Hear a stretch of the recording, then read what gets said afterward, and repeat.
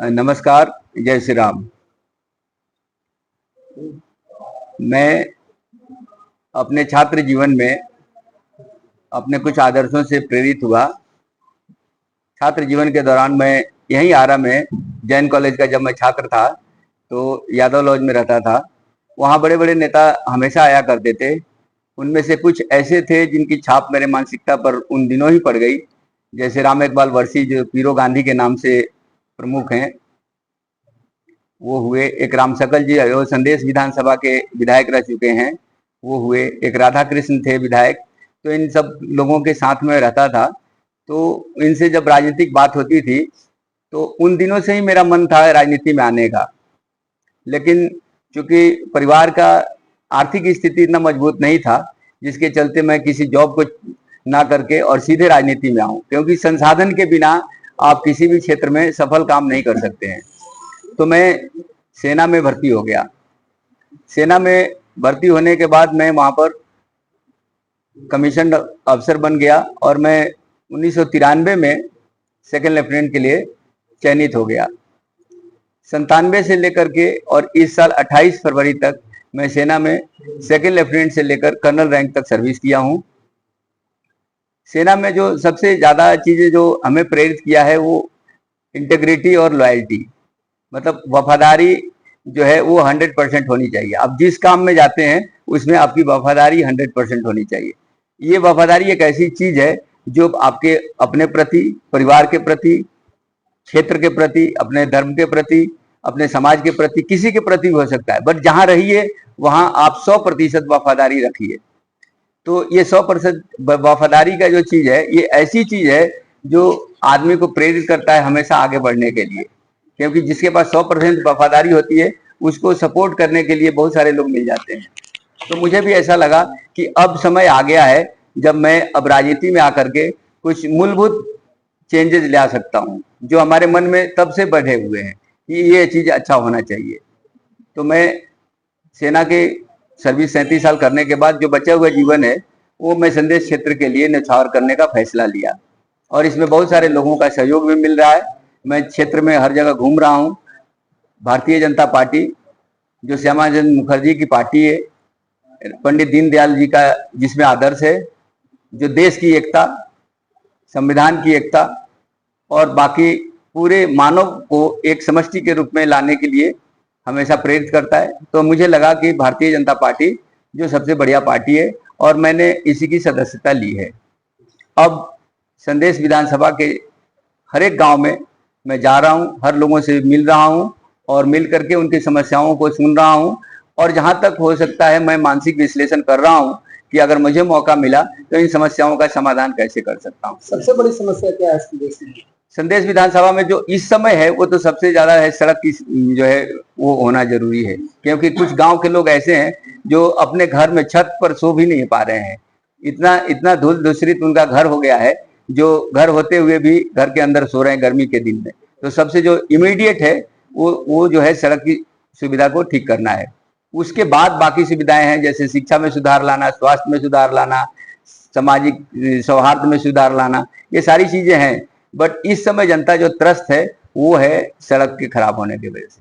तो मेरी प्राथमिकता, अगर मुझे मौका मिलता है तो सड़क को इमीडिएट सुधार करना, ये हमारी प्राथमिकता होगी। संदेश विधानसभा से कई नेता लाइन में, कैसे आप इन पर देख रहे हैं अपने को? संदेश विधानसभा से कई लोग हैं और ये अच्छी बात है कि बहुत सारे लोग जो है अपना भाग्य आजमाने के लिए काम कर रहे हैं। प्रजातंत्र की सफलता इसी में है कि यहाँ नेताओं का अकाल नहीं पड़ना चाहिए। प्रजातंत्र में नेता ज्यादा होने चाहिए, और पुराने जमाने से दार्शनिकों का भी यही कहना है कि समाज में नेतृत्व करने वालों की कभी अकाल नहीं होनी चाहिए। तो हमारे लिए खुशी की बात है कि इस क्षेत्र में बहुत सारे लोग समाज में सामाजिक काम करने के लिए लगे हुए हैं। बहुत हेल्थी ट्रेंड है यहाँ के लिए कि कई नेता है। भारतीय जनता पार्टी से अगर टिकट नहीं मिलती है तो क्या दूसरी पार्टी चुनाव लड़ेंगे क्या? जी नहीं, मैं भारतीय जनता पार्टी का ही मेंबर बना हूं, और मेरी ये इच्छा है कि मैं अंतिम दिन तक अपनी सांस जो लूं तो भारतीय जनता पार्टी में लूं। और मैं बगावती काम करने वाला व्यक्ति नहीं हूं। सेना में हमारा अनुशासन बहुत ही ज्यादा जोर पकड़ के रखा है, और मैं एक अनुशासित सिपाही के तौर भारतीय जनता पार्टी का ही अंतिम सांस तक सेवा देना चाहता हूँ। मुझे निर्दलीय या किसी और पार्टी से इलेक्शन लड़ने में कोई दिलचस्पी नहीं है। अभी वर्तमान में वहाँ एक परिवार का सत्ता काफी लंबे समय से चल रहा है, कैसे चुनौती देंगे उनको? चुनौती मैं नहीं दूंगा, चुनौती तो जनता दे चुकी है।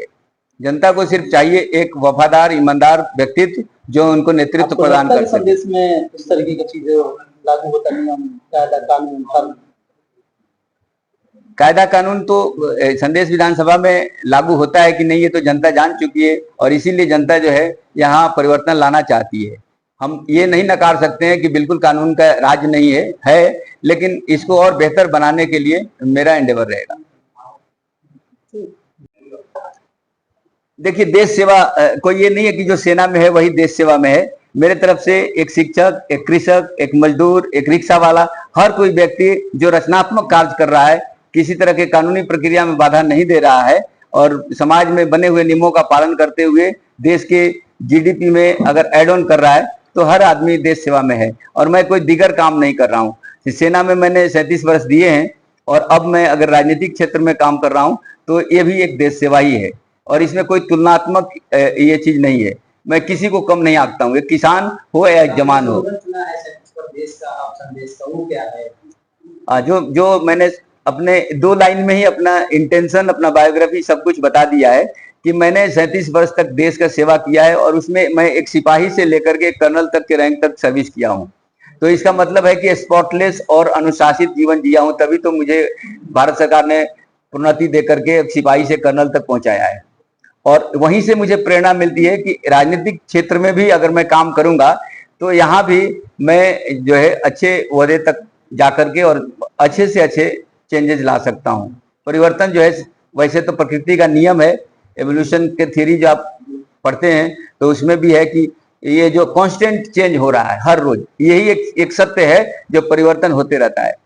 तो परिवर्तन होते रहता है, वो नकारात्मक हो सकता है, सकारात्मक। मेरा प्रयास रहेगा कि सकारात्मक जो है परिवर्तन हो और उसमें मैं जी जान लगा के काम करूं।